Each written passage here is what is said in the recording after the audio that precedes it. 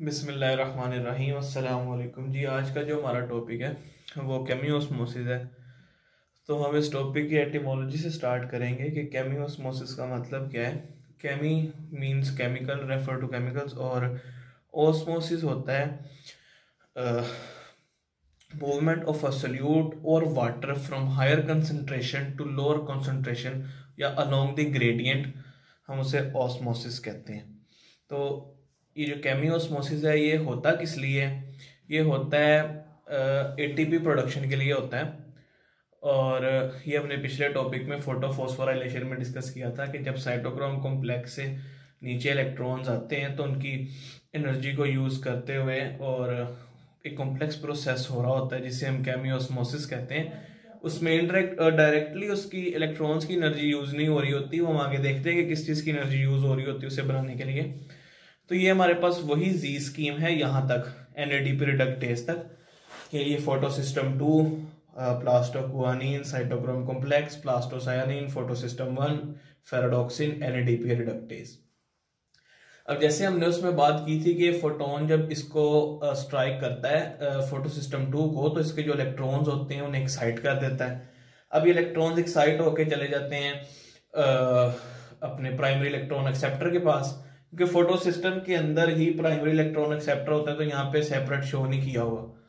तो वो अब यहाँ पे जो वेकेंट स्पेस बन गई है उसे इस वाटर ने पूरा करना था, जो वो कर रहा है। और यहाँ पे ऑक्सीजन बन रही है मॉलिक्यूल हाफ, और ये हाफ और से मिलके एक मॉलिक्यूल बना देगा, और ये जो है हमारे एटमॉस्फेयर में रिलीज करा हो जाएगा। और यही वो ऑक्सीजन होगी जिसे हम आमतौर पे यूज करते हैं। और ये रिएक्शन इस वक्त कहाँ पे हो रहा है? तो ये रिएक्शन जैसे फोटोफॉस्फोराइलेशन भी इसके अंदर ही हम शो हो रही है, वो थाइलाकॉइड मेम्ब्रेन में हो रही थी, तो ये भी थाइलाकॉइड मेम्ब्रेन में ही हो रहा है। अब इलेक्ट्रॉन्स यहाँ पे प्लास्टोक्वानिन के पास आ गए। अब यहाँ पे जब वाटर की ब्रेकडाउन हुई, फोटोलाइसिस हुई, तो यहाँ पे हाइड्रोजन जो आइंस हैं वो प्रोड्यूस हो गए। अब हाइड्रोजन आइंस की कंसेंट्रेशन जो थाइलाकॉइड के अंदर है वो ज्यादा है और जो स्ट्रोमा के अंदर है वो कम है।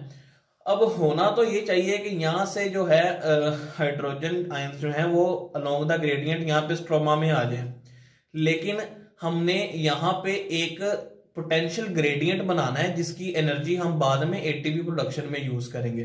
तो उसके लिए हम क्या करते हैं कि जो स्ट्रोमा में हाइड्रोजन मौजूद होते हैं ना, हम उसको साइटोक्रोम कॉम्प्लेक्स के जरिए पंप करते हैं अगेंस्ट द कॉन्सेंट्रेशन ग्रेडियंट, जो एक्टिव ट्रांसपोर्ट से होता है, क्योंकि पैसिव से तो हो ही नहीं सकता, इसमें एनर्जी लगेगी। हम एनर्जी के खिलाफ काम कर रहे हैं, पोटेंशियल के खिलाफ काम कर रहे हैं, तो हमारे पास यहाँ पे एनर्जी होनी लाजमी है।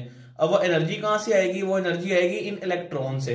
जब ये इलेक्ट्रॉन्स अपने पाथ में से गुजरते हैं और जब इनकी एनर्जी लो होती है, तो जो वो एनर्जी रिलीज होती है उसी को यूज करते हुए हम हाइड्रोजन आइंस को साइटोक्रोम कॉम्प्लेक्स के जरिए इनटू थाइलाकॉइड मेम्ब्रेन जो है वो पंप कर देते हैं। हालांकि वहां पे कंसंट्रेशन उसकी पहले से ही ज्यादा है और स्ट्रोमा में कम है।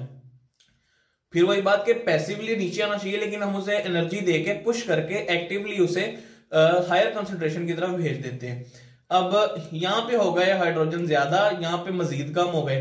अब इलेक्ट्रॉन्स चलते आ रहे हैं, साइटोक्रोम कॉम्प्लेक्स पे आए, प्लास्टोसायानिन पे आए, उसके बाद फोटोसिस्टम 1 पे आए, वहां से फेराडॉक्सिन से NADP रिडक्टेज के पास, और यहाँ पे हाइड्रोजन आइंस यहाँ पे कुछ मौजूद हैं, वो और NADP मिलके NADPH बना देंगे। ये हमारी रिड्यूसिंग पावर है, ये हमारी बन गई। उसके बाद क्या होता है?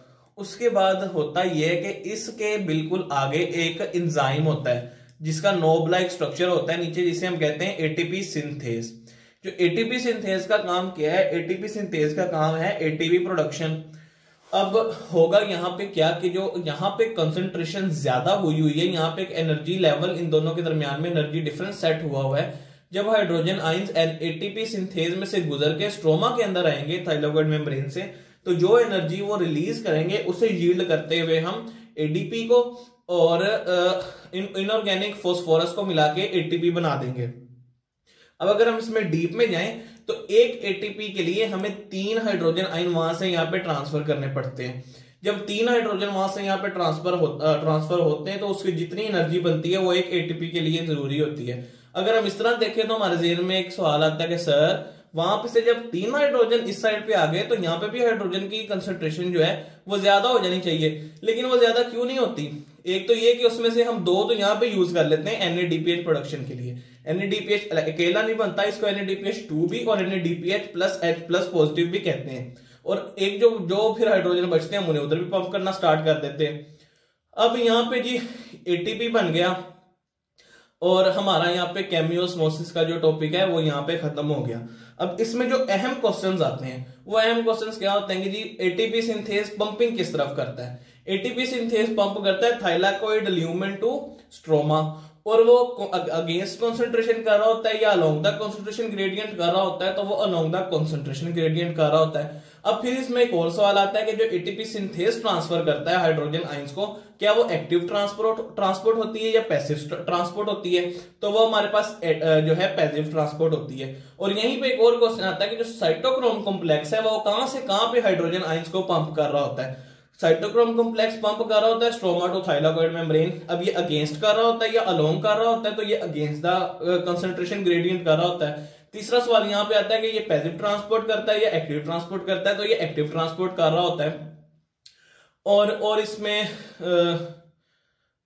मेरा ख्याल है यहाँ पे इतना ही इसकी डिटेल है हमारे टॉपिक में और NBF में भी, तो हम इसको यहाँ पे खत्म करते हैं। और अच्छा, एटीपी सिंथेज जो है इसका स्ट्रक्चर बिल्कुल ऐसा नहीं होता।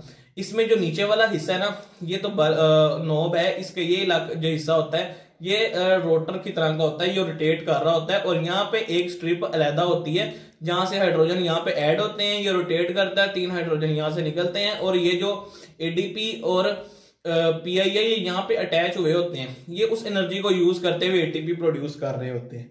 जी अस्सलाम वालेकुम।